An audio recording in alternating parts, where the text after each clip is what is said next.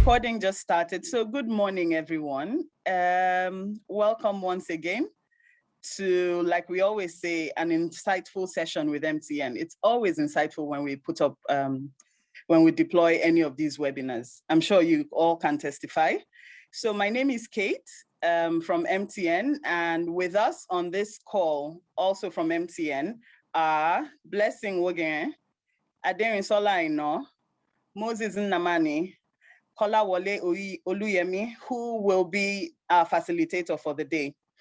So I'm sure we all got the communications via SMS or email or even online, where we made mention of this, created awareness for this. Thank you so much for attending. We always say it, we never take your presence for granted. So you're welcome to today's Actionable Post-Pandemic Strategies in Human Resources session. It promises to be a very, I'll say, eye-opening experience. So as already introduced, Kola Oluyemi is a human resources and transformation expert with MTN. He's also an independent keynote speaker, a facilitator, and performance coach. So trust me, it doesn't get better than this. So he has over 15 years cognate experience, and this experience is spanning sales, customer service, human resource management. And this is across diverse industries, including professional services, banking, and telecommunications. The last 5 years of his career has been in management position in a high-performing multinational telecoms company. Thank you, MTN. He brings to the table hands-on experience in sales, marketing, and human resource management, and leadership development as well. And all of these are based on several years of corporate practice.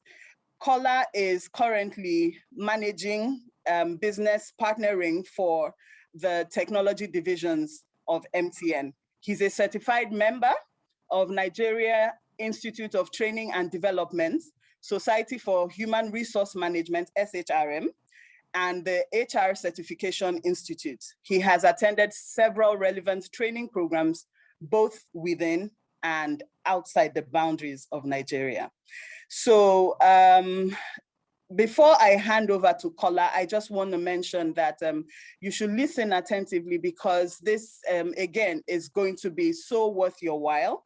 We decided to make this an HR-focused webinar because we've recognized the challenge within the HR space, especially post the pandemic period.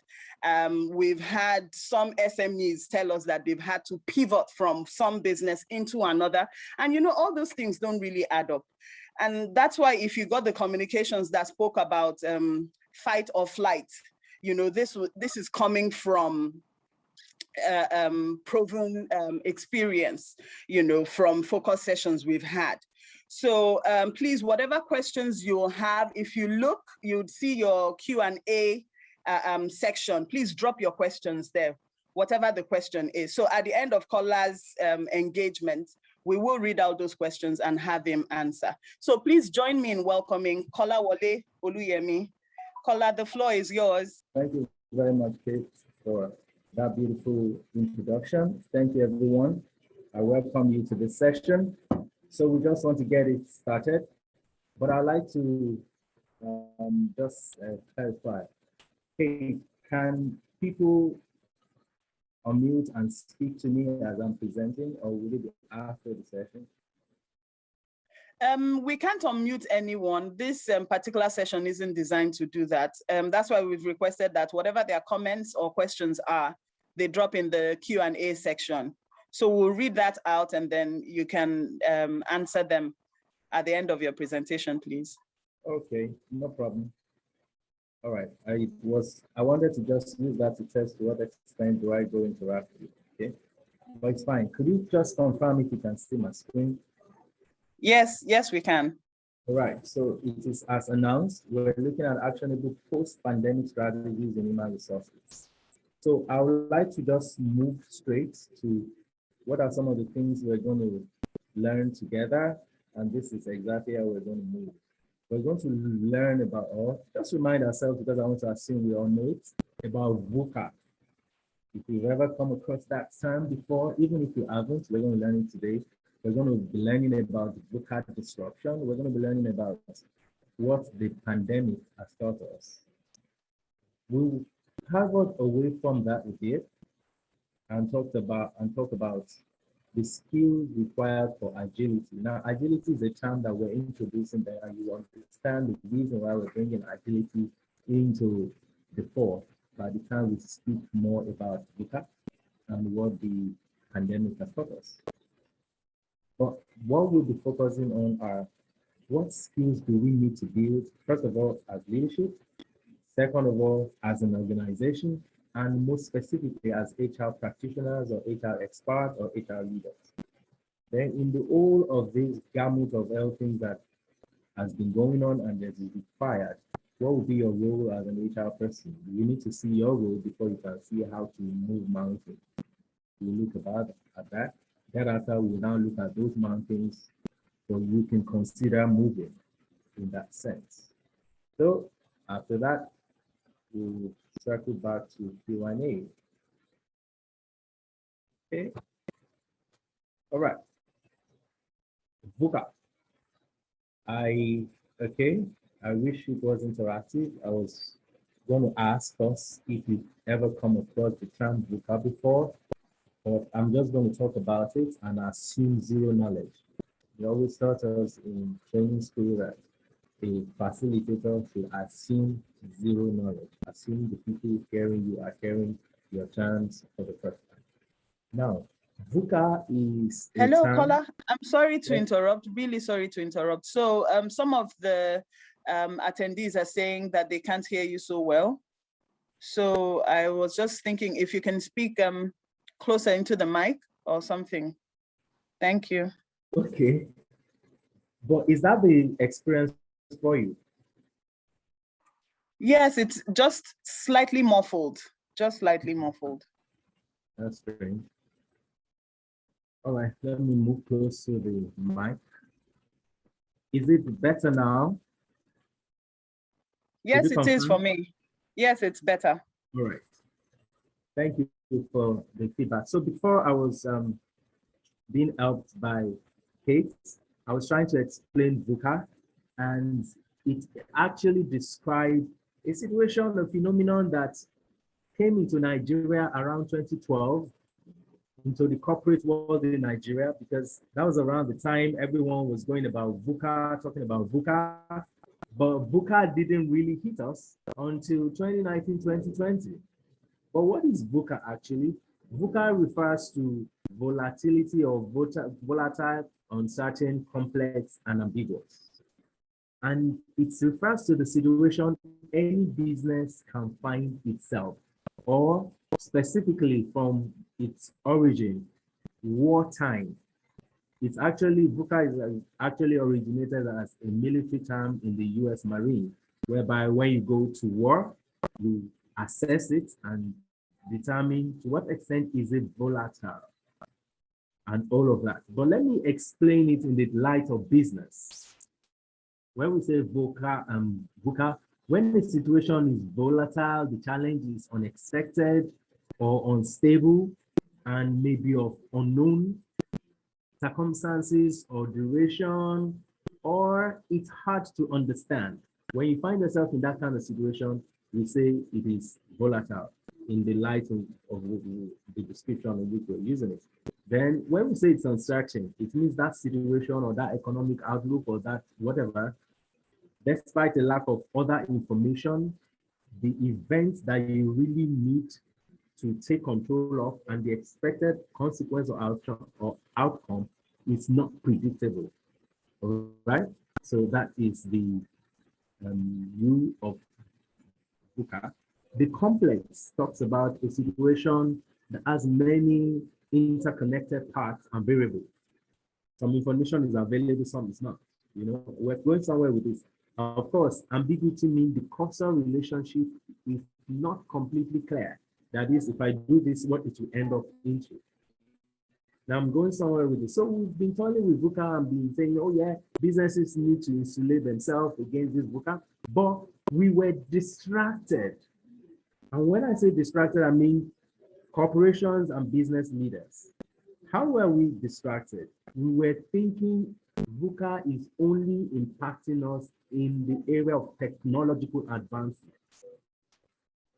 Thus, when people talk about VUCA, they only look at, or they always sometimes look at what Airbnb is doing to hospitality business, what Uber or boats in Nigeria is doing to transportation, and all sorts. What Facebook is also doing, gathering content, but not creating a single content, just leveraging on other content creators and all that. So we've always looked at that. And so when, as corporations, as HR people, when COVID-19 hit us, it was VUCA on two legs.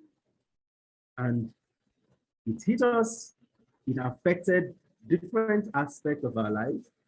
It came with economic shock, health crisis, change in social behaviors. Now people have to wear masks, people cannot stay together again, people have to wash their hands, people have to stay indoors, people used to do laundry, they no longer do laundries again, and they're staying indoors. All our clothes started gathering molds, particularly all the leather shoes and all of that, changing behavior. Of course, the challenge that came to organizations, and the challenge was primarily of sustainability, of continuous growth, or more of survival. No company was even thinking of growth at that time. They just wanted to survive. And they were holding their breath, when do experts say this is going to abate, subside, or end? And that is in relation to what it brought. But the level of impact was different. It was first at the macroeconomic level. We all know businesses shrunk. What was happening in one country was affecting another country. Shipment of this was affecting that. Nobody could ship anything. So if your business in Nigeria depended on cargo or dependent on whatever from overseas, it stopped. And that had a ripple effect on economy. Then, of course, it impacted every business at every layer of the business. But it didn't stop there. The impact came to leadership. You can see the step is going down. When I say leadership, I'm talking about leadership impact as well as response. The extent to which Lagos State government or Lagos State Minister or Commissioner for Health was deemed or considered to be competent was in relation to how he responded to the pandemic. Even the Lagos State governor, who was not just a commissioner for health, but was commissioner for everything that has to do with the well-being of people in Lagos and their businesses, he was gauged as competent to the extent to which he was able to respond to COVID-19 shocks and effects. So that's what I mean by leadership. So as I'm saying this, I'm hoping us as HR experts, HR leaders, HR practitioners on this call, we're beginning to see the impact, or how impact is already happening, how we were viewed. Then, of course, at the final level is the people impact, which I want to assume we know. How has this impacted people in terms of their health, in terms of their work, in terms of their well-being, in terms of their mental health as well? All of those things. So I want to just quickly move. I call this the 3 zones aftermath. It just sounded like a movie to me, so I just said this topic or this header. I call it the 3 zones aftermath. So here, I try to look inward, look at MTN Nigeria, look at my colleagues in other businesses, and also look at what my committee of HR practitioners said they went through. And I kind of narrow it down to 3 zones of aftermath. And I try to put in some predictive analysis based on what I'm reading and based on what I'm seeing, okay? And the number 1 was responding, the number 2 is recovering, the number 3 is thriving.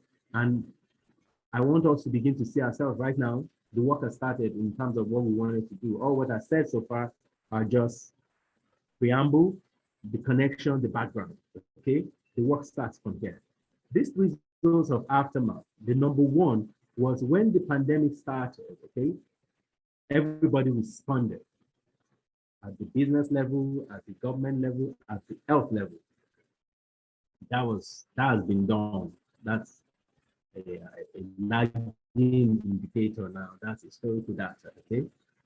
Now, that was what led us to what we were calling the new normal, which has now become the now normal. All right. So I call it the now normal. Now, as a result of what response level rates and everything that everybody brought to bear, some businesses collapsed, some are just posting, and that is the recovery level. So some businesses are trying to recover. Some people had laid off staff, some people had done something, they've gone into merger talks and all of that. And that is coming from what did we learn and how do we emerge out of it? For the rubbles of this. And I call that the new normal, which is where we are right now. The new normal, having to adapt to, okay, some people had to collapse workspaces, some people had to, a lot of changes that you know about, okay? That is the recovery part. Now, that from the new normal, because really there's nothing that we're saying now that is not now normal. We already know, but what we're saying and what we're calling new normal is because it has come to stay. That is the new level that has come to stay. Now, the next is now the next normal, where every company, every organization that has gone through this crisis and has responded in some way and lockdown has been lifted, things are picking up. Forget about the Russia-Ukraine war now. Things are picking up. We now need to move away from the recovery stage. Some companies is going to take us different time to move away to fully recover. But as HR practitioner, as HR expert, as HR leaders, you should start thinking about thriving. That is when you have consolidated on the learnings, you have picked the gains, you have picked the lessons, you now position your business to begin to thrive. Is positioning the business to thrive HR responsibility? Absolutely. Yes. The answer is yes. It's your responsibility. Yeah. And when I say it's your responsibility to sit with your MD, your CEO, whoever, to tell them this is the trend, this is what the employees are likely to be yearning for, this is what they're feeling, this is how the business is likely to go, and this is how we're likely to support, or we're proposing to support. But what we're saying is we need to start preparing for the next normal. And that's part of the reason why I'm really appreciative to the business for organizing this for you as our partners so that we will know what we need to do. So let us just see something. I'll just talk briefly about how MTN has responded to COVID-19. Part of what we did was we enabled people to be able to work remotely. We supported them to be able to work remotely. So not only did we encourage them, we supported them. Okay. We also were having regular checks on employees, whereby we started moving engagements to online, virtual. We met a lot with them. We also created some form of health checker every week, whereby we ask them to fill a form survey that takes less than a minute and just talk about how they're feeling, do they have any symptoms and all of that.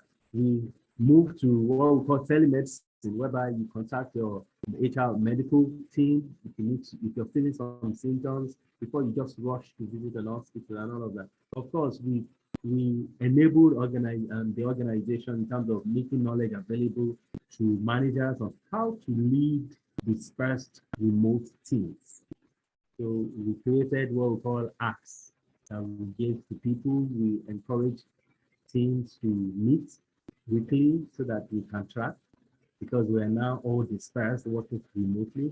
But most importantly, we relooked our performance criteria or objective to make sure it is outcome-based and not presence or activity-based. And some other things we did, including regular meetings with management to just share and talk about and checking up on employees and making what we call the employee assistance program available in case anybody is feeling overwhelmed, they're feeling isolated, they're experiencing some things. Some people said during the lockdown for MTN that it's okay if you talk to yourself in the mirror, but by the time your mirror starts talking back to you, please contact your HR, okay? And it was like that. So employee assistance program where people can see counselors and all of that. So we did all of that. So I'm just saying there's nothing I'm telling you that we also didn't put together. But that's not where we're going. Where we are really going is preparing for the next normal, which is where the rubber meets the road, okay? Now, in preparing for the next normal, the question you should ask yourself as you're looking at the trend, as you're also looking at where we're coming from, is how can I, as HR practitioner, HR expert, or HR head, enable the business to prepare for the next normal? And when I'm saying preparing for the next normal, it means what can you do? What initiatives can you roll out to take care of employees' well-being, particularly mental well-being? One, because along with, we can say, yeah, mental well-being, they're not dispersed anymore. They're not isolated anymore. There's no more lockdown. But there's this feeling of, okay, are we still going to be laid off and all of those? One, plus other things. Then, of course, employee engagement. How do you keep them engaged? When I say engaged, I don't mean meeting with people. I mean the extent to which they're passionate about their work, they're happy to work for the company, and they're ready to put in the extra effort, engagement. Then, how do you support? How do you roll out initiatives that ensure productivity as well as efficiency? And of course, the health, safety in the workplace. It's actually a responsibility of HR. Now, there's actually something that Gartner, that's a company, research-based company, they wrote out. I'm just going to go through it quickly. It talked about there'll be increase in remote work. Actually, there are a lot of researches and body of knowledge available for pandemic-driven workplace reinvention and all of that. But I particularly picked, there's one by Deloitte, there's one by KPMG, there's one by BCG, Boston Consulting Group. But the one I really picked for this is the one by Gartner. And the reason is because it speaks more to Africa, it speaks more to emerging markets. It looks more like what's happening in our world. And one of the lessons says there'll be increase in remote working, or there'll be increase in requests for remote working, right? There'll be increase in the use of technology to track employees' time and efficiency, all right? The extent to which people see you as a great place to work will be the extent to which you supported them when they were going through that crisis. So if you feel employee apathy and all of that, just look at how did your company handle employees' well-being and everything during the lockdown. So it says all of this. So I want us to tie something together. There will be increase in remote working or increase in demand for remote working. So the next thing is this. What skill does the organization need to build to prepare them to be able to thrive in the next normal? All right. I'm just going to go through this. You know, want to write it down or snap it. You need to be agile. Agility in this sense means the rate at which you respond to change. Now, change from your competitor, change in product rollout, or change in macroeconomic, or change in government regulation and all of those things. Yeah? The extent to which you manage change, your risk management ability, and of course, leadership. And when I say leadership, I'm not talking about, you know, just the leader standing to talk to people. I'm talking about leadership in the extent to which you communicate, frequency of communication, how genuine or sincere or authentic the communication is, all right? And part of it is the extent to which every employee in the organization knows where we are going. They don't want to read it during your AGM. They don't want to hear it when you're presenting to board members. They want to know, as you know, everybody. Of course, trust. To what extent do they trust leadership and everything? Then, of course, number 5, resilience. These are skills that you need to help your business build as an HR person. You need to be resilient. Resilience refers to your ability to bounce back. It's different from agility. Agility is ability to make quick decisions, and when something hits you unawares, your ability to bounce back, because you cannot effectively do scenario building that will cover every aspect. But let's assume it does hit you. To what extent are we able to quickly go back or bounce back? Okay. Then there is also creativity and innovation. By that we mean you need to be creative. You need to know what else to do. I remember there's this hotel that's, because I've been using the place a bit. During the lockdown, they started sending me stuff that they now do laundry pickup and everything. They do food delivery and ordering and catering and all of that. I was like, that's really good. That's part of creativity. Hotel people were not patronizing hotels, and they are staff. There are people that wash. So we can go into laundry and started reaching out. That's the extent to which I'm talking about creativity and innovation. When we talk about innovation, we're only talking about technological innovation. That to me is innovation. You just left the hotel and come and meet the people where they are, even during lockdown. Of course, service excellence. The service needs to be good. So people need to build that skill, because now people know that they can call your bluff. And of course, business continuity. If there's anything that the pandemic has shown us, the extent to which we have business continuity management plans, initiatives, and all of that in place. But the planning part of it is also good, then the continuity as well. Now, that's for what the business needs to build. And it's your responsibility as HR to help them to build it. It's your responsibility during management meetings to say, guys, we need to be looking in this direction. As HR, yes, I hope as HR you have a seat at the table. Now, that's for it and for the business. How about HR? These are the skills, competencies that HR needs to build.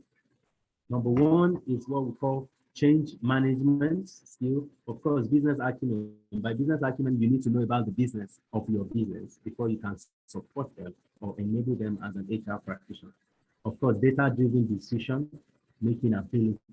You don't make decisions based on gut feel. You need to rely on data. And indeed, before you can convince your management, your leadership, your CEO to say, oh, let's go in this direction, you need to be able to show them data. But do you gather that data? When you gather it, how knowledgeable are you as HR to be able to interpret the data and analyze it, then go one step higher to predict that based on this data, this is what's likely to happen.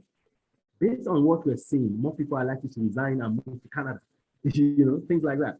Of course, digitization skill, whereby HR itself is meant to digitize this process, because what the lockdown has shown us is we cannot continue to everything manual. You need to see somebody in HR before you can get moving. You need to digitize your process. Of course, consulting skills, because more than everything, when we're more dispersed, HR need to put on the consulting hat closer to their heart than their head, because we're dispersed and we really need to make business decisions. Of course, leadership, then agility, that word I was speaking about, then resourcefulness, because I found out that what we lack in terms of pandemic or in terms of adversity is not resources, it is resourcefulness. Okay, so the HR needs to be more resourceful. How do you do more with less? That's what it means. Right now, I seem to be rushing, but I'd like us to read this. It's from a book called The Challenges of Organizational Agility, and it just talks about why we need to be agile. And it says, newly agile organizations, as a result of what they've learned during the pandemic, if they want to remain agile, they need to begin to prepare for disruption and all of that. That's what this saying is just talking about. I'm trying to move really fast because we need to get to where we're going. This, I'm going to leave it here and just talk a little about it. And it speaks to your role as HR, speaks to your role as HR. It also helps you to bring to the fore to your management, to your leadership, to your MD, to your CEO, what hats they need to be wearing right now. So I'm going to explain it to you so that you can explain it to your own leadership. One, you become the chief clarity officer, whereby you steer direction, you give direction and steer the course of how to move, even in terrains that have not been charted before. People will look up to HR for that, just like the rest of the business will look up to management, okay? Then you become the resolver in chief. You're resolving issues that have to do with employees, that have to do with complexity that comes as a result of the terrain. Of course, empathy.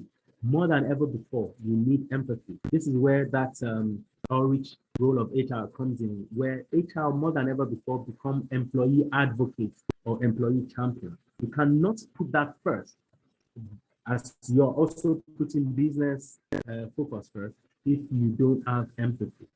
So you need to become a chief empathy officer. Of course, then you now become a coach. whereby when you see people in management, they are not really doing what they need to do in terms of people management skill or ability, you jump in and say, you know what, this is how to do, this is how I think. Because more than ever before, people are realizing that, one, people are going through a lot of mental issues. Then the ones who are not going through mental issues are saying that I have options. Okay, so we need to teach people, our leaders, our managers, how to lead their teams. So if you want to come up with strategies to ensure you do all of this, okay, so let me just recap. What have we learned? We have learned that disruption has come and there is a next phase, getting prepared. And I've said that to get prepared, the organization, the HR needs to help the organization to be ready. You need to enable the organization, okay? To enable the organization, you need to first know what skills does the organization need to build, right? So we look into all these skills. We now also look at what skills do you as HR need to build. So we look at all these skills, all right? And change management and business acumen, just you need to know about the business of your business, all right? We now narrow down to, you need to be agile. We look at what role leadership needs to be playing in this new climate as you prepare for the next normal. Now, areas to consider. When I say areas to consider, what does this mean? You need to, for you to be able to do actionable initiatives that will prepare you for the next level, or that you make you to move from response to recovery to really thriving for your organization. The areas you need to look at are what I call the 7S of the McKinsey. Okay, but I can now read down. The McKinsey 7S talks about the hard and the soft. All right, the ones that appear in pink are the soft S's, and the ones that are hard are the green one. The hard ones is the strategy, the structure, and the systems. Then the soft one are culture or shared value. You need to shape that, in other words. Then this leadership style, of course, your employees. You look at the employees, then you look at what skills you need to build. In other words, when you want to say, what areas can I begin to look at to help the organization to prepare for the next level or the next normal? You can look at the strategy. What is it about this business strategy that we should be looking at? In other words, we used to be heavily dependent on, or this now pandemic shifted us. Where should we be looking at? Or it could be the structure that shapes that strategy, or the systems we need to put in place, or it could even be what culture do we need to build again. That's a shared value, the one in the middle. And if you notice that one is in the middle, it's everywhere. Or what skills do we need to build? Or what do we need to do with or about our staff, our employees? Or what is it about style of management, style of leadership, style of the organization that needs to change? You need to look at each. So I recommend at the end of this, just go through this McKinsey 7S again and try and put your company in it, or where you are right now in your company, and see which aspect should we pick. But in case this is a little complex for you, I've made it simple. You can look at the work. We're looking at actionable stuff to put in place, right? You can look at the work itself. You can look at the workforce, or you can look at the workplace. In case you find this kind of, it's too analytical for me, or too long-winding, or look like what I need to call a consultant come and do. So just look at this. Areas to consider, the work. And I'll put in some questions here to ask yourself, right? Because I cannot possibly suggest all things you can put in place, say, oh, enable remote working, put this in place, redo your performance contract so that you should measure this, you measure that. Those are things you could do, but you cannot measure everything, but we can put in place framework. And that's what we're doing right now. And the framework starts from looking at the work, nature of work, okay? And it starts with some questions. Number one question that we have on here, it says, how do your people create value? Another way of putting that is, what's the nature of your business? Is it UPS kind of, where you rely on people to drop packages that you go and deliver? Okay, so that's it. But you know that people can still drop packages, and you may not necessarily use people to deliver them. But that's one thing you need to now look at. Okay, what's the business of our business? So that's the meaning of how do you create value. The next thing is, The way we create value, does it make room for flexibility? Can we digitize it? Can we automate it? Can it be replaced with a robot, for example? That's a little weird example, but I'm going from that word for you to see that if you really think deep, you'll be able to get your answer.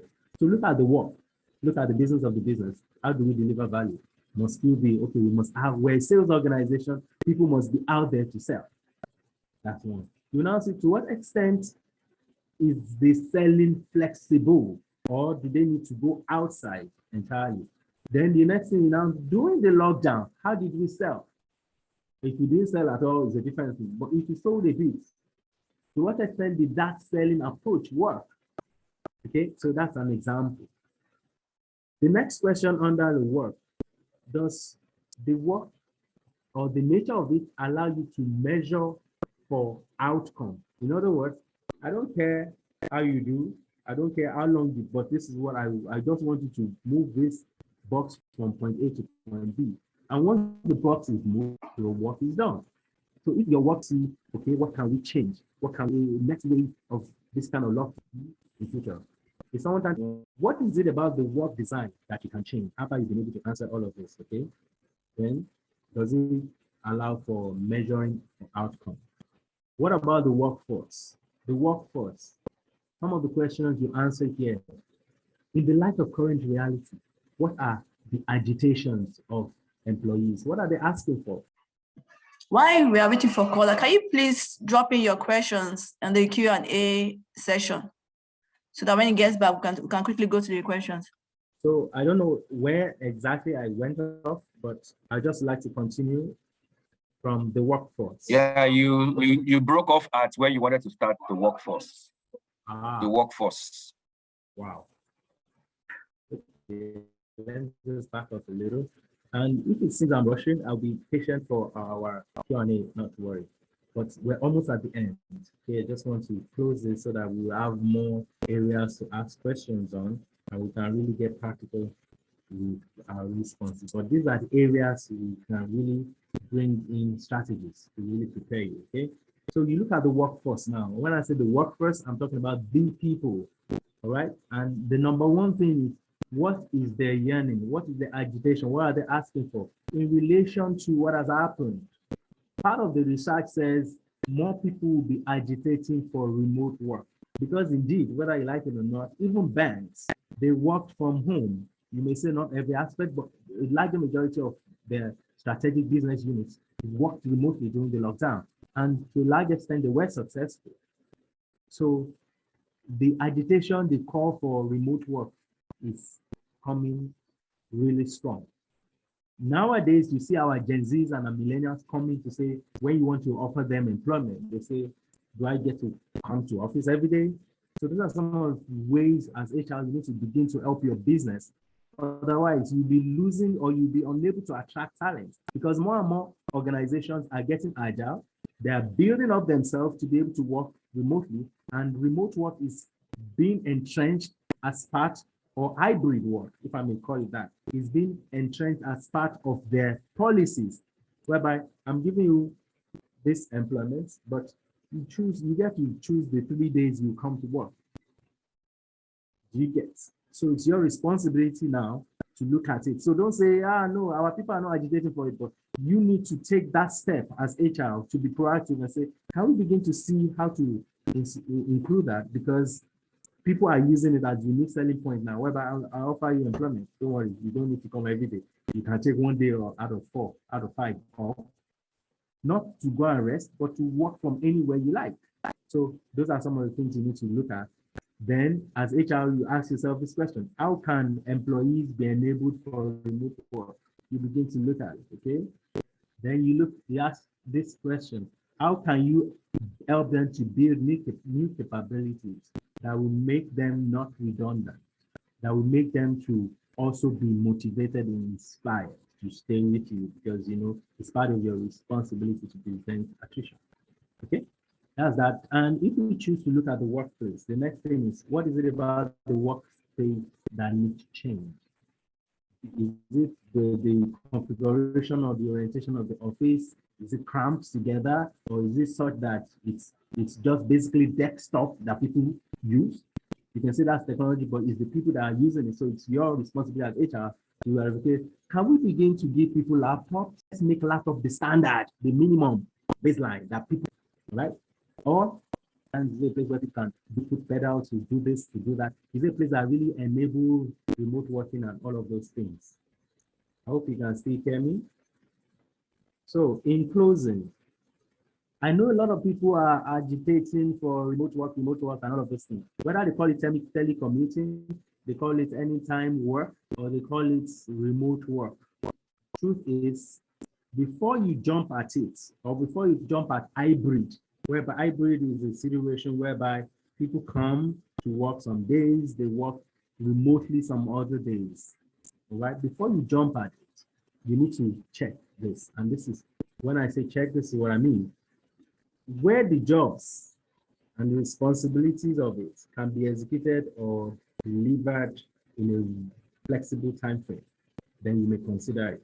All right. And what are some of the jobs you consider? Delivery or interaction with customer, where the work typically is about milestones of deliverables, where we don't care how you do it, don't care where, but you just bring us this. Such work can be considered for remote work. But if the organization is such that you cannot really calibrate the deliverables or the value creation activities like this, then remote work may not work for you. Then it's other strategies you may begin to look at and not remote work. But number one, in all the surveys conducted, is that people are saying that you can work from out of the office, and the agitation for that is really, really big. And organizations will begin to use it as tools for attracting employees. So this is where I'll be stopping right now. In the light of what you've heard, what do you need to start to do that you're not doing right now as HR or your company? What do you need to stop doing that you're doing, but it's not going to help to move you to the next stage? And of course, what do you need to continue? In other words, what are you practicing right now that will help your case to become agile, to become an employer of choice, and of course, to move efficiencies up? So this is where I'll be stopping for Q&A right now. I know I've rushed it, but I want to believe it's been worth our time. I also want to choose to believe that it is when we're doing the Q&A that we really get the benefits of this. All right, so I will stop sharing right now and hand over to, is a blessing now that's going to take the thank you, Kola. Thank you so much for your presentation. It's actually insightful. For me, can you hear me? Yes. Yeah, okay. For me, I come to understand a lot the meaning of HR, what an HR expert can do to keep the organization running, how the skills and the skills required of an HR expert, agility, the 7F framework, and all of that. Thank you so much. Thank you for coming. Let me quickly dive into the questions, the Q&A. Let me see what we have there. Okay, it's not really a question, but okay, you will get the video. Everybody will get the link to the video when it's uploaded on YouTube via your SMS or email. You'll get it by tomorrow. Okay, Kola, this question here, I don't know if you'll be able to answer it. How or what way can we prevent, can the pandemic be prevented if it returns again? Is it possible? Well, what ways can it be prevented? I don't think pandemic can be prevented like that, because it's going to be a new wave. It's going to be something different. I remember there was a time where saying, oh, there was a flu that time in the past. It was a pandemic, but it was of a different coloration. Okay, so we may not be able to prevent it, but I think what we can do as HR practitioners is to guide our organization, taking the lessons from what we have already learned from this particular pandemic, on how to insulate the organization, its revenue stream, its pie, and how to protect the people who work to get that revenue. That's all what we can do. And that's part of what we're talking about. You may not be able to prevent a bird from flying over you, but you can choose not to allow the bird to perch. And one of the ways you don't allow the bird to perch is staying stationary, putting bird food on your head. If you stay stationary and there's bird food on your head, a bird will not only fly, it will perch and start pecking. So that's where I think HR can come in. And to answer the question directly, you need to now begin to look inward to say, as an organization, we're really impacted by the lockdown. In case another pandemic comes and we are locked down again, how can we move our source of income to an area, to an ocean, whereby it is not dependent on face-to-face transaction, where we can digitize it, if not entire value chain, at least some of it, so that we're not that adversely impacted. I think that's what we can really do, but not prevent anything, because it's not going to be the same thing that will come. It's going to be a different thing, but of course, having the same impact. Health will be impacted, but there was a time when I heard that malaria used to kill people. Now it no longer kills people. Even cancer no longer kills people. I hope you know. It's just that technology has not reached Nigeria. Cancer no longer kills people. And on also other things, how easily they were detected and all that. Yeah. Okay. Kola, do you really think remote working has come to stay? Yes, I think it has come to stay, one, as something that is possible and something that people will continue to agitate for. Yes, it does. You may not So embrace do you advise organizations to go remote working or hybrid? I advocate for hybrid whereby you give people the option in case you choose to work from home or to work remotely some days. Yes, in case you want to come all days. Yes, but don't say, what I don't advocate for is 100% remote or 100% on-site. We should give that flexibility, because that's the way the world is going. So what you need to do as an organization is now put in place implementation plan so that the disruption is non-existent or minimized, so that we know who's coming, not that anybody can just call and say, I'm working from home today. So those are the roles that HR will need to play, to put in place things that will ensure that it is not disruptive. Because when people think it's not going to work, they look at it from the disruption part. Meanwhile, when you introduce order as HR, you find out it's doable. People just sign the days they want to work from home, and you know, everybody signing off. Then maybe you now say you can only work from home 3 times in a month, or let it be there, because that's what people are agitating for. You need to realize that there are a lot of Nigerians in diaspora that want to come home, and their organizations are already giving them that over there. I remember when I was working in the bank, my bank used to take Nigerians who schooled abroad to come and work, and that's what we're looking at as labor. People who coming from overseas, and you want to attract the best brains, but if you're still analog in your operations as an organization, you won't be able to attract them. You may have the money, they won't want to work with you. All right. Thank you, especially those working in Lagos. Yeah. They love the hybrid working. Absolutely. Yeah. Okay. What are the technologies to put in place for remote work for a startup? Very good. I'm not going to mention, I'll try not to mention the technologies or applications, but I'll just try to tell you the nitty-gritty. One, you need, of course, a laptop or any form of tab or device. You need that connectivity, connection to your own servers from anywhere. Okay, you need that. Then you need what we call collaboration tools.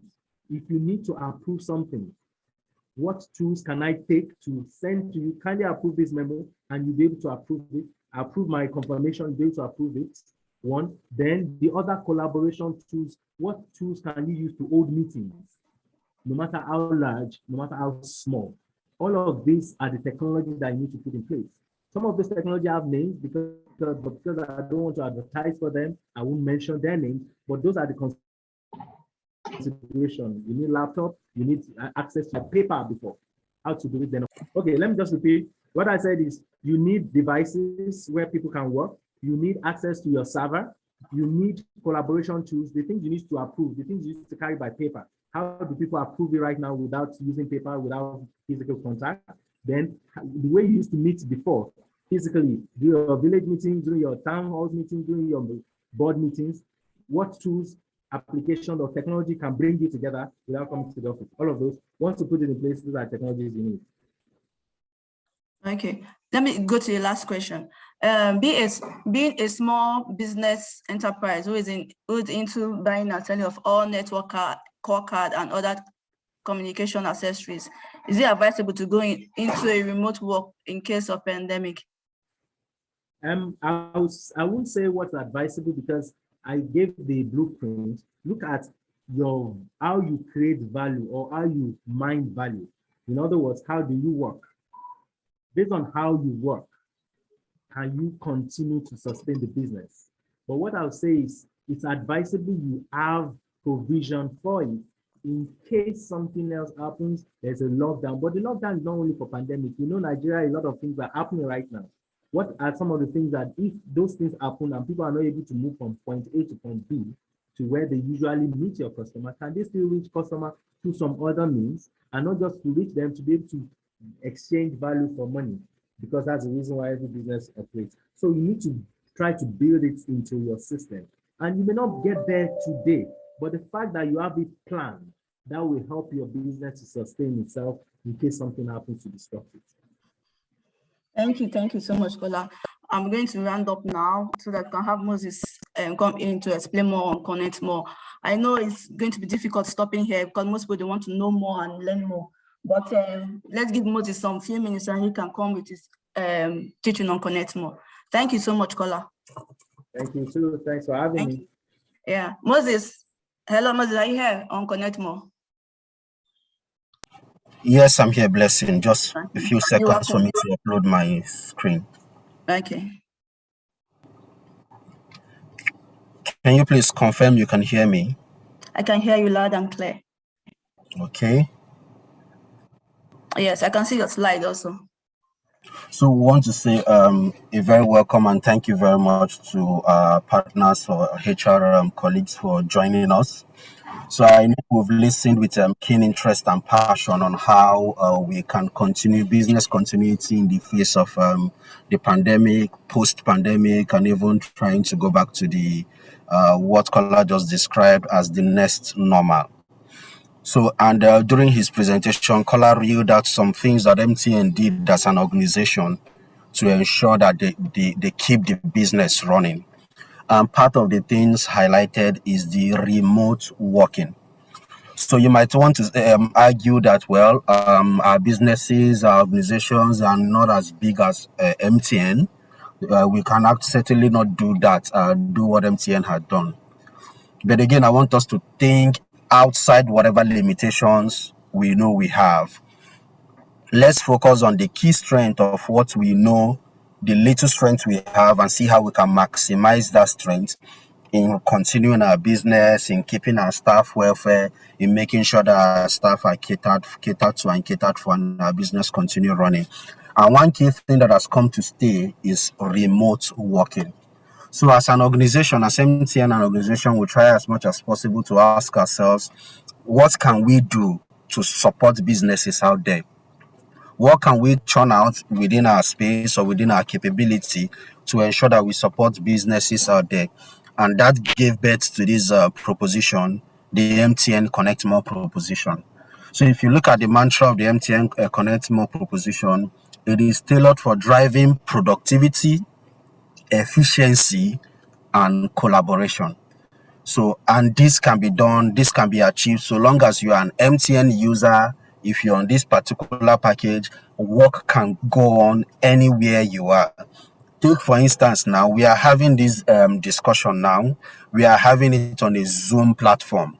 I see somebody came in from all the way from Zamfara, others from Enugu, from different walks of life. This wouldn't have been possible if we don't have platforms like this. So we have put together a proposition that you spend the same amount of money you're spending currently, but you get additional value for that spend. So who is this MTN Connect More suited for? Who is it suitable for? Two broad categories, but we can superimpose these categories into other subcategories. The two broad categories are organizations that would prefer a prepaid voice and data service for its staff. You know what? We don't want postpaid, we want prepaid. Another variant of that organization could be organizations that those who work for them, they don't cater to the bills or phone bills of the individuals that work for them. The individuals are on their own. They take care of their phone bills by themselves. So, which means that it allows them to be on whatever network they wish, but the organization, your company is not the one paying for them. Another set of people that this proposition suit is organizations that have large partner base, retail distribution, or distributors. So take, for instance, I like using this example. Imagine a franchise like UAC or like Kellogg's, like Coca-Cola. They have so many distributor chains. So you don't expect Coca-Cola to be the one paying the phone bills of everybody. So for those ones, they can collaborate with MTN, take this proposition and pass it on to those, their distributors. You know what? We have gone to MTN, we have gotten you this wonderful proposition for you to use. So this can be passed on to these organizations. They are the target audience. So what is the proposition? What does it offer? It offers, on the voice part, is a combination of voice and data proposition. For the voice, it offers a flat tariff of 12 kobo to all networks from the very first second. There is no hidden charges, there is no access fee. So if you're on MTN Connect More and you recharge your phone today, you make the call. Once you're making call to any network in Nigeria, you are charged a flat tariff of 12 kobo. The next tariff before 12 kobo is actually 11 kobo, which is a flat tariff for the floor, which of course we cannot go below that due to NCC rule. But to keep businesses afloat and support businesses, we decide to just take it a kobo higher to put it at 12 kobo per second to all networks. Then the meat of the Connect More proposition is actually on the data side. So if you look at the screen here, you will see the value proposition or the value it offers. Starting from the 2,000 naira data. If you buy any 2,000 naira worth of data, you're getting additional 5 GB on top of what the main data you are getting. The example we're using here is the 2,000 naira data. The 2,000 naira data will give you a total of 10 gig worth of data. But that 10 gig is split into 5 gig main bundle and 5 gig for your Microsoft Teams and your Zoom meetings. So take, for instance, if you're on this Connect More proposition and you're having this Zoom meeting now, the Zoom meeting, your main 5 gig is left for you. The system will utilize this 5 gig that you have been given as bonus for Teams, or if you're on Teams or if you're on Zoom. Then if you raise your spend to 4,000 naira, you're getting a total of 20 gig.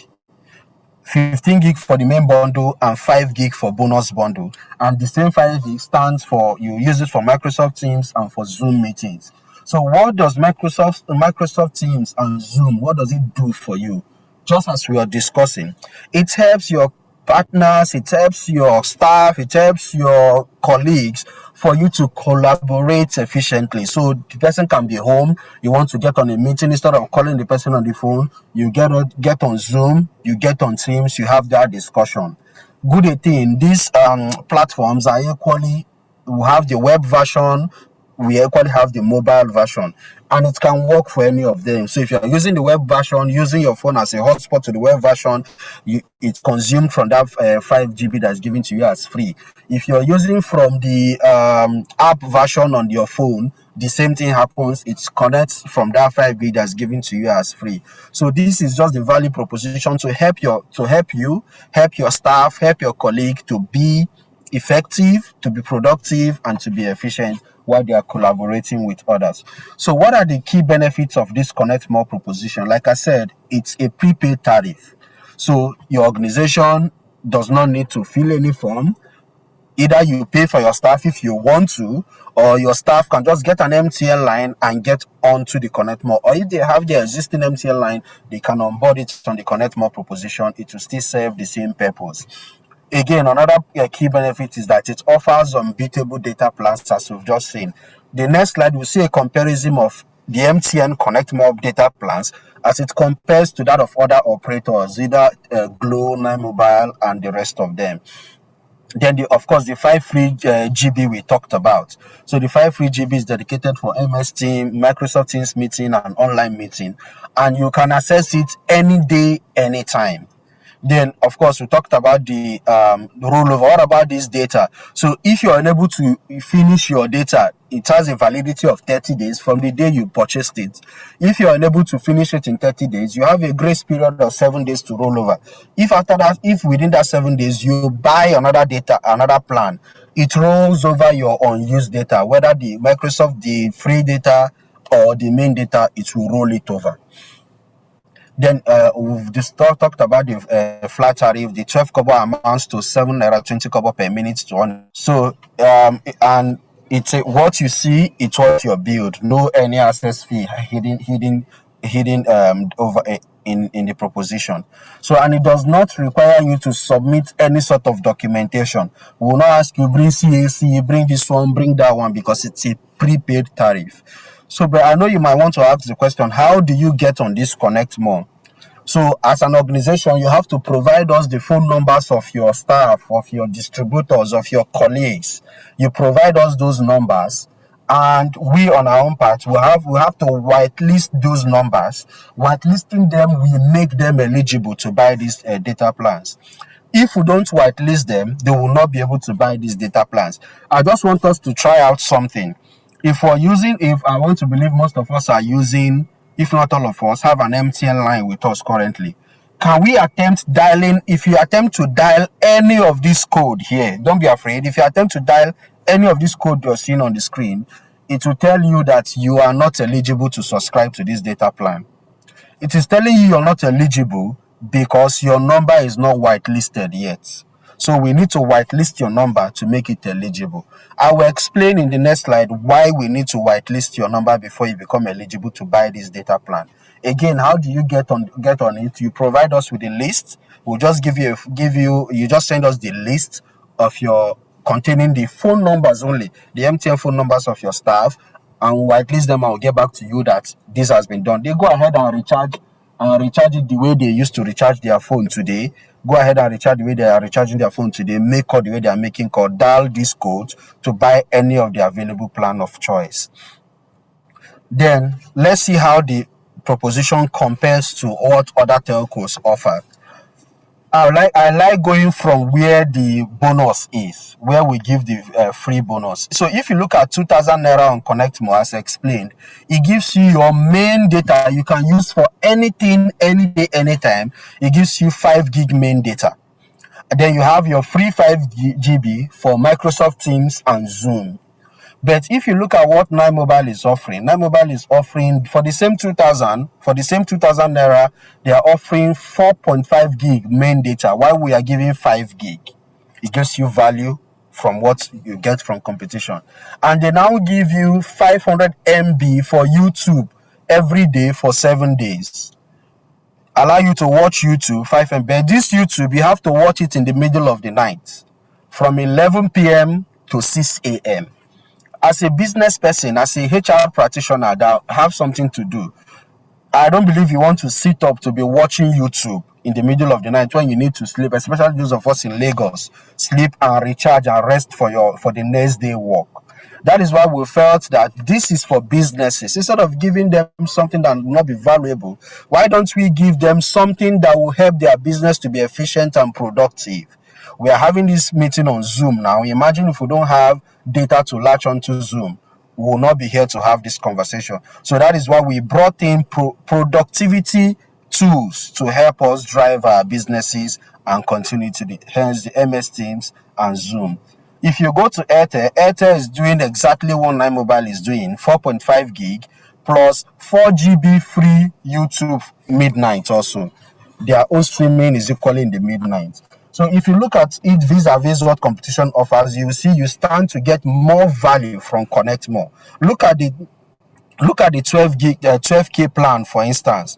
We on Connect More, we are giving you a total of 70 gig for 12K, 65 gig main data, and 5 gig for bonus for Teams and Zoom. While Nine Mobile is giving you 40 gig for 10K, Airtel is equally giving you the same 40 gig for 10K. There is no add-ons. So we're saying instead of spending 10K to get 40 gig, add 2,000 naira extra, you will get additional 25 gig to that 40 gig, which gives you a total of 65 gig. So these are just the few benefits that we know we can pass on to HR personnel for them to equally pass on to their staff, to their retailers, to their distributors, for them to come on board. Again, you don't need to do any documentation. Just send us the list of your MTN, of your users who are using MTN lines. We whitelist them and they can buy these data plans for themselves.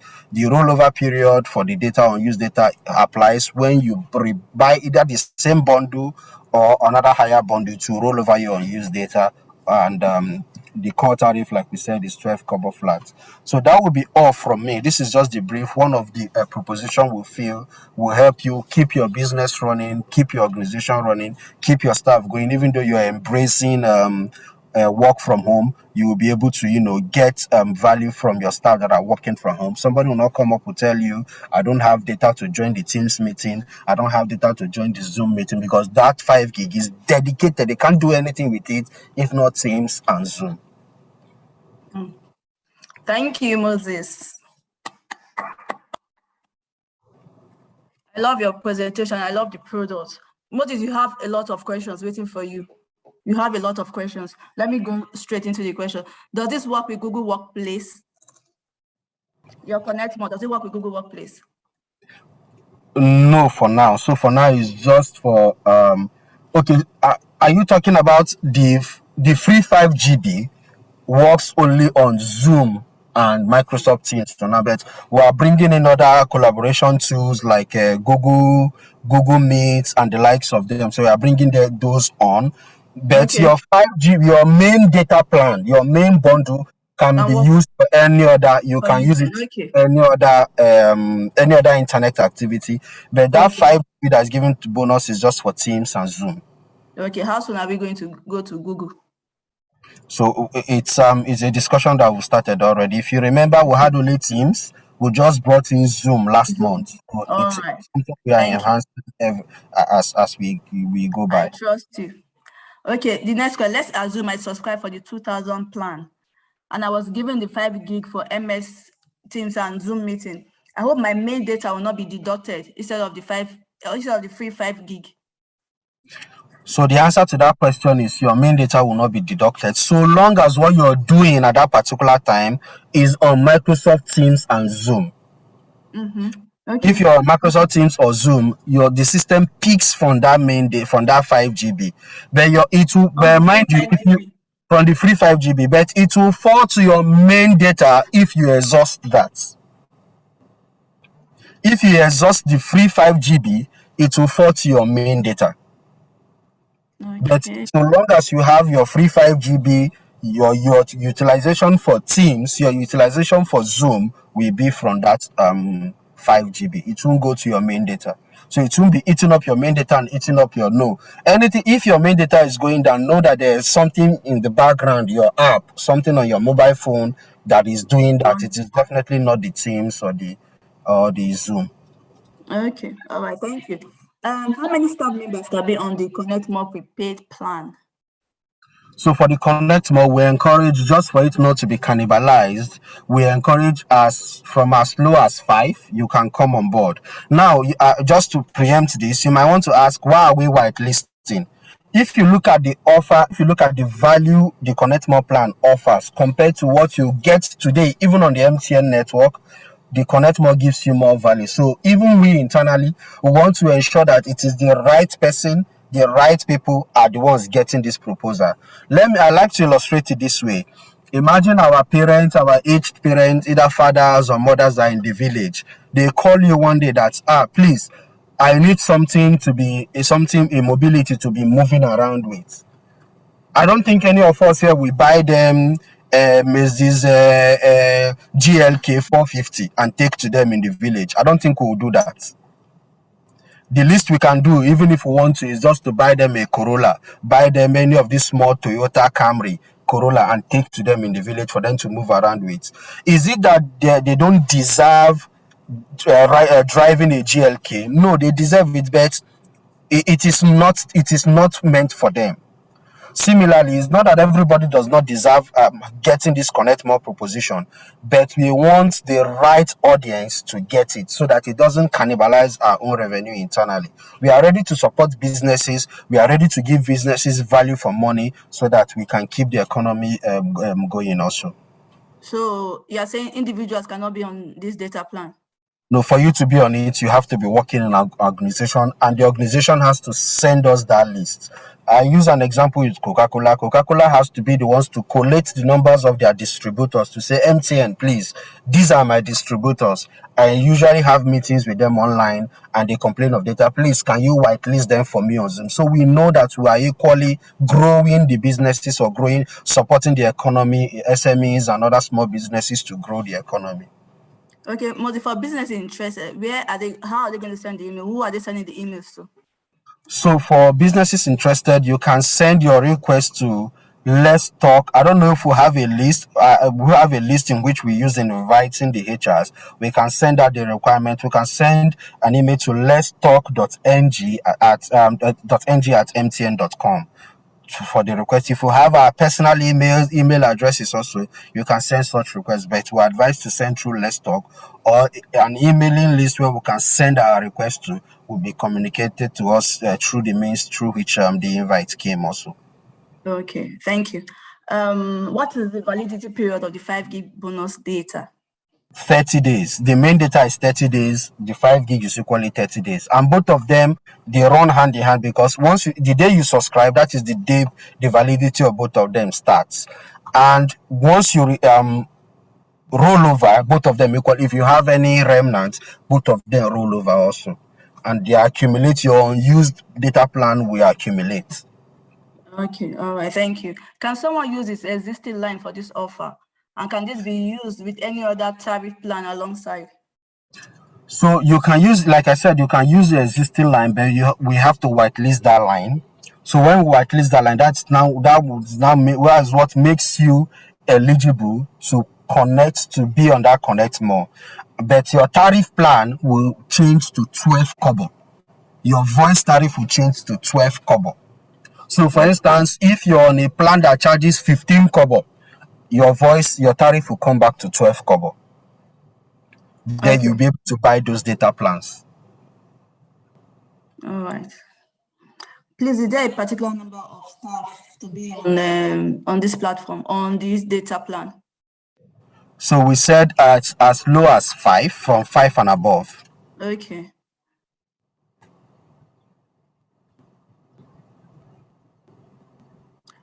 Okay, do we have to send the list of all partners at once for Connect More whitelisting? No, you can do that. Hello? There, you can do that in batches can you hear me? Yes, I can hear you now. So you can do that in batches if you want. If you want to send all the list at once, fine. If you want to send 100 numbers now, you send another 100 numbers later, another 200, whichever way you do it, but just send your request to Let's Talk. We'll just give you a form. So there's a form where the form is just an Excel sheet. You just put it under, you just write your name, I, HR of M&M Limited, requested for these numbers to be whitelisted. Again, while we are requesting, remember, MTN as a business cannot on their own move customers to tariff plans. So that is why we need that as more or less like a consent. So what we'll just do, we'll whitelist. The person dials the code to buy the data, or once the person makes the call, he or she is on Connect More. So we need that request to come from you, showing that you requested to be moved to this tariff plan. Okay. Is there a limit to number of users? No, there's no limit. Okay. From 5 and above. And can it work if you are not in the office? Anywhere. As we speak now, I'm not in the office. So that's why we said it's suitable for remote work. So anywhere you are, whether in the office, so long as you have it in your mobile phone, and that your phone, your line is on Connect More, you have the data, you're jumping on Teams, you're jumping on Zoom. Again, let me say it doesn't have to be an official Zoom meeting. It doesn't have to be an official Teams meeting. It can be maybe a Teams meeting in your church, in your religious organization, in your mosque. It could be a Zoom meeting in your old association, your secondary school mate. You want to have a Teams meeting. So long as it is Teams or Zoom you're utilizing, that bonus data will work for you. Okay. What about if I want to use it for a voice call? Voice call, for sure, you'll be charged at 12 kobo per second.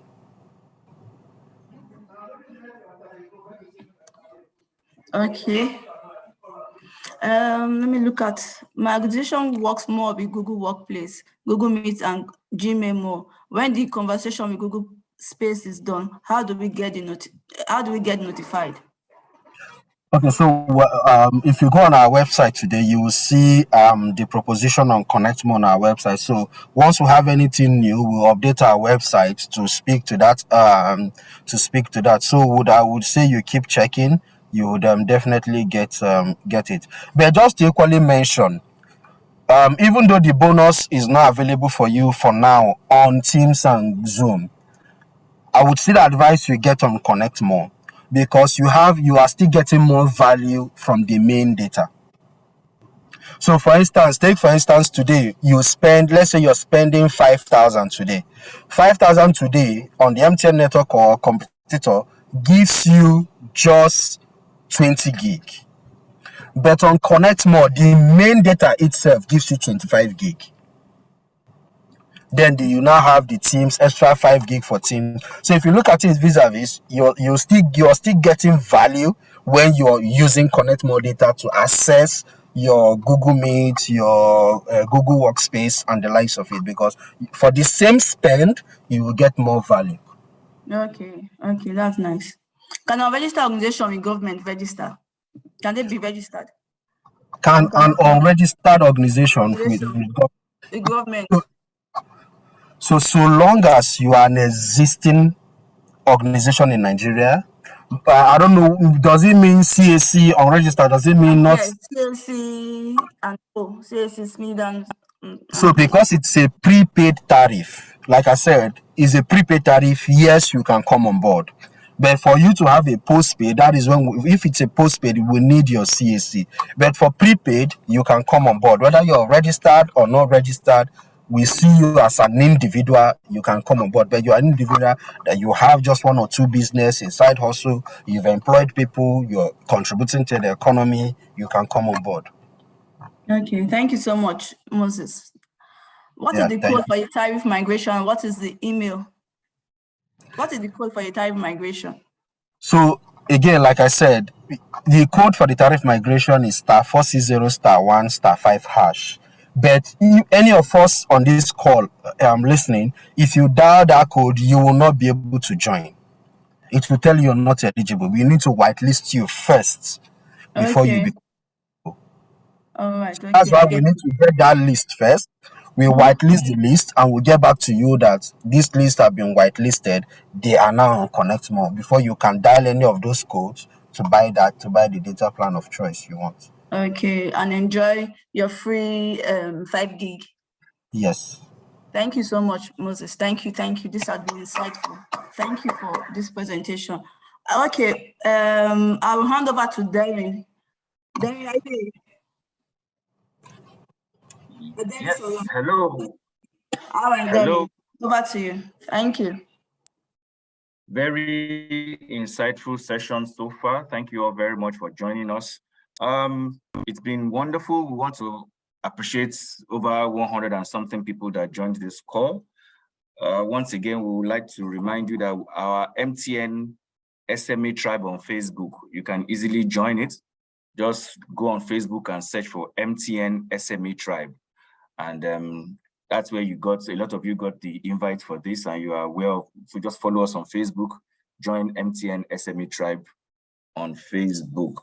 We also remind you that the next few days, maybe before Friday, this session will be available on YouTube. So all the things you missed, you can watch it over and over and over again. Go to our YouTube page, MTN Nigeria, and you will see all our past editions, and this one as well will be added as soon as we are done editing. So till we see you once again on the next episode of MTN SME webinars. Please have a lovely day ahead. Have a lovely week ahead. Keep safe. 1 second, And please Darren, look out for more. You want to share? Hello, Darren. 1 second, please. You want to share Let's Yes, Talk please. email? You want to share Let's Talk email one more time, just so okay. they get it, please. Yes, it's let's talk.ng. Let's talk, LETSTALK.ng at mtn.com. I see some people saying MTN Nigeria. We've moved past.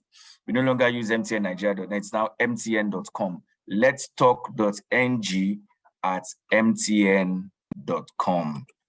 We have loads of other questions here, but as maybe after now, we'll do a recording of some of the questions and answers, and we'll add them to this video at the end so that you can have a more robust answers to the questions you've asked. So maybe for the HR bit or on Connect More. Thank you everyone for joining us. Thank you, Kate. Thank you, BHM. Thank you, our lecturer, Kola Oluyemi. Thank you, Moses Unamani. Thank you, Blessing Woginre, for a wonderful session. Have a lovely day ahead till we meet again on another edition of MTN SME webinars. Bye for now. Thank you very much.